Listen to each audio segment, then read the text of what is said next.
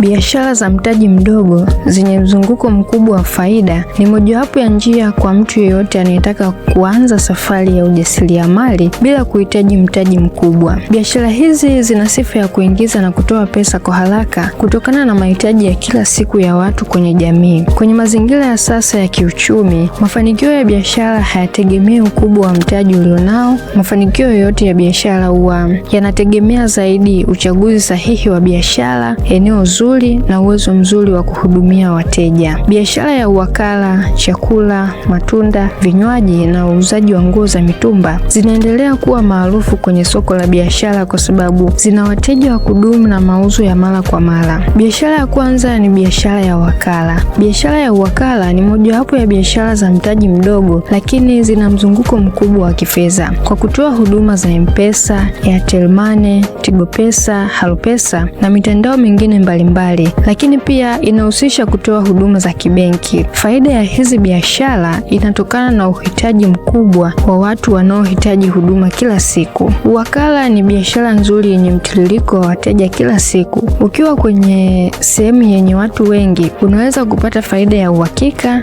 na kukuza kipato chako. Biashara ya pili ni biashara ya chakula. Biashara ya chakula ni biashara ya msingi kwa sababu chakula ni hitaji la kila siku na mzunguko wake wa pesa ni uharaka kwa sababu watu wananunua chakula mara kwa mara. Chakula ni biashara isiyokufa kama itaendeshwa vizuri na kusimamiwa vizuri pia. Kwenye hii biashara, ubora na usafi unaongeza wateja na kufanya faida iwe kubwa kwa kuendelea kupata wateja wa mara kwa mara. Biashara ya tatu ni biashara ya matunda. Biashara ya matunda ni rahisi na unaweza kuifanya kwa kuanza na mtaji mdogo sana, lakini ina faida kubwa hasa kwenye maeneo yenye watu wengi. Matunda yanahitajika kwa afya ya watu na kuwafanya watu wanunue kila siku na mara kwa mara. Matunda ni biashara yenye mzunguko wa haraka hasa kwenye maeneo yenye watu wengi. Kwenye hii biashara, mpangilio mzuri wa bidhaa na usafi unaongeza wateja. Biashara ya nne ni biashara ya vinywaji. Biashara ya vinywaji ina soko kubwa. Vinywaji vina faida ya haraka kwa sababu vina mzunguko wa mauzo ya kila siku. Ukiwa kwenye eneo zuri na ukauza kwa bei nzuri, unaweza kukuza biashara yako kwa kasi. Biashara ya tano ni nguo za mitumba pamoja na urembo. Biashara ya mitumba na urembo ni